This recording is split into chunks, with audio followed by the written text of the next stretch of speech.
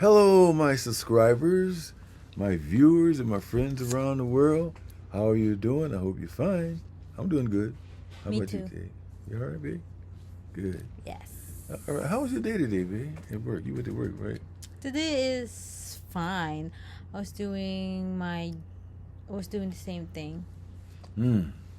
And same thing meaning what? I'm filing, ordering prescription, on the phone, talking to the patient, scheduling appointments. That's it. Oh, okay. Well, that's good. You keeping busy, and you're learning. You're still learning. Beginning becoming a routine now. You know, you catch on. You catch on. You just kind of, you just kind of unhappy at first because you thought the work was too hard and all that kind of thing. But now it's kind of getting easy, like I told you it would. Yeah, man.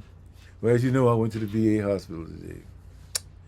Wow, the Veterans Administration, man. I tell you. First of all, I would like to give my hats off to all my fellow veterans out there, man. You guys are great. You guys are the best in my book. We go to war, we fight for this country, and some of us never come back, and some of us come back with injuries and stuff like that. That's why I think the VA hospital should give us A1 treatment to them veterans and go fight for this country. We didn't ask to fight for it. At the time I went, I was had to go. I was drafted, you know. But there's some who joined to fight for their country, you know. And man, you guys are the best. You're the best. I think about all the wars we fought in. We fought in the Civil War, yes, World War I, the Korean War, and also the Vietnam. Vietnam War. All these wars, we fought in it. All of us did. Even though black people had it pretty hard back there, my uncles would always tell me about the racism they encountered going through the wars. They fought for this country. We come back here, and then they get treated like second class dirt citizens. Really, it's a shame. But anyway, I went to the VA. Now, when I got out of the military, I said I'm done with the Army. I threw away all my uniforms. I threw away all of my not my discharge, honorable discharge. I kept that, but I didn't want anything to do with the military. And at one time, I was going to go to the VA to see a doctor. Now I already had insurance with jobs I worked at, and I was on the bus to go there. Didn't have a car then, and a lady told me she worked there. She said, I wouldn't. Ooh, I don't know why you go to the VA. Because what they do is if you have a trouble with your legs or anything, they just chop it off, cut it off like that. And back then, it was just military student doctors working at the VA. It wasn't civilians. Military student doctors. Hear what I'm saying now? That worked at the VA, and they weren't doctors that was up. They were doctors that were they were in the military. They were getting their lieutenant bars, being a doctor, whatever it is. So anyway, time went on. Time went on. I never went to the VA. I never even thought about the VA. And then later on, my brother-in-law, he said he came to me and told me, well, if you don't go to the VA, just get your card. Just get your VA card. Your ID card. Just in case you need it. So I never went to VA. I never went to VA. And when my wife died, I was on her insurance plan because she had me on an insurance plan. She worked for the school department. When she died, uh, I had to pay insurance. My insurance was like $500 a month. I'm thinking, whoa. Now I hardly ever went to the doctor. I was just paying $500. So I said, let me check out the VA. Just check it out. I went to the VA, and uh, I sat and talked to the administrator, and I explained to him. I said, he asked me, well, how come you just not come to the VA? How come you haven't been coming to the VA? And I explained to him, just like I explained to you. He said, well, it's not like that now. He says a lot of civilians work here now, civilian doctors, outside doctors. There are good doctors that work there. So I said, okay, well, I just come to get my VA card. So I got it. I talked to a few other brothers that were veterans that that had their cards and everything, and they asked me, what percentage are you? I said, I didn't know what they're talking about, percentage. He said, man, I'm 90%, this percent, this, because they went by percentage now. And I said, wow. I said, well, when I was in the military, I never went overseas to fight because they shipped me. When we came down on levee to go overseas, I started having heart palpitations and stuff like that. So they sent me to the hospital, and they kept me in there for about a couple of months, and they changed my orders around, and the rest of them went on shipped overseas. I never went. So I thank God for that, even though I wanted to go because I was in 88 transportation, and half of them came back, did a year of duty, and half of them came back on convoy, wiped out, and I took that pretty hard. I really did. But now I thank God I didn't go. It wasn't my time to go. God didn't want me to go. So anyway, the VA, back to the VA situation. And I must say, it's poor. It really is. Now you call in, you can order your prescription online. I do that. That's pretty good. But then when I leave something, they got a call center. You can leave to talk to your doctor. You leave a message for your doctor and all that. So I left her a message today that I need some shoes, diabetic shoes. And she took it all down. This is about a month ago, so I went down there, and I also ordered a blood pressure monitor and some pads. Where to receive it? Yeah, I got that, but I gave her all the information at the same time, though, babe. Mm. And she's supposed to text the doctor or email her. How do they do that? And tell the doctor I wanted the shoes. So I go to the VA today. I had an appointment to see my doctor, primary doctor. And so I went to get the shoes first. I left a little early. Went to get my shoes first. And she said, "What shoes? You don't have a consult for that." I said, "I did. I put in a few months ago, And this doesn't happen to me. It happens to a lot of veterans that I know. So he said, "Well, I'm sorry, sir. I can't get the shoes until you talk to the doctor." I said, "Well, I got to go see my doctor today. Can he give me a consult to get that done?" "Sure, just talk to him. All you got to do is get a word, and we'll give them to you." So I went to the doctor. I explained to him about that accident. I told you that fall I had. I made a video about that, the fall I had. I cut my arm and my back and back seal aches and all that. So went and saw him. And I told him, I said, "Did someone from the call center give you information about some shoes I'm supposed to get?" Now, I put in that for shoes and also the blood pressure monitor.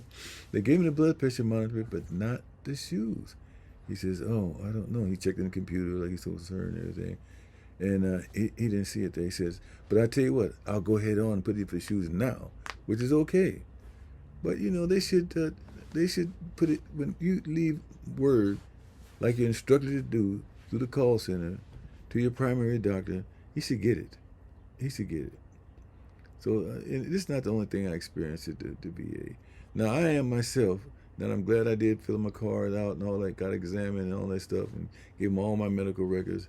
I am 100% disabled veteran, and I'm not disabled to the point where I can't walk or anything like that. Anything, it's just my heart. I have a heart. I have a pacemaker, as you can see it right here in my heart, and I had a pacemaker in it since long time, and.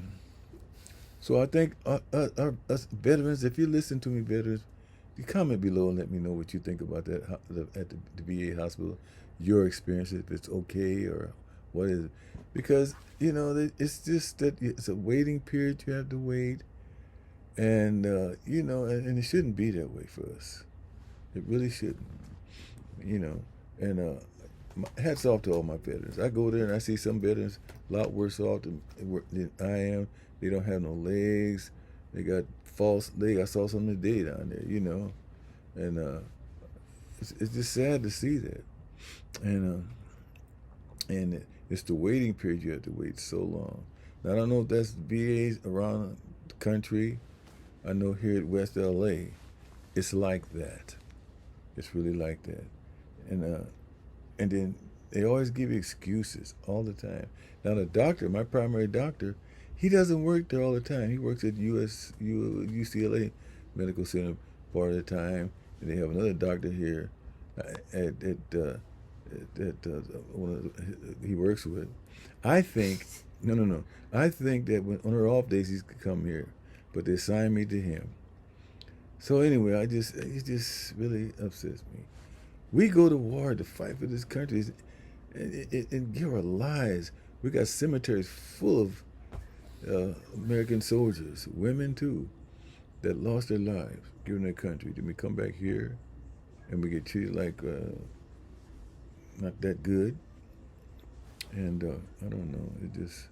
And I know I'm not the only veteran that faces this. I know this. And if any good veterans out there, comment below and let me know. Now I believe that I didn't go for one reason. For reasons, I believe that God's in charge of everything. This is His creation. He runs His creation.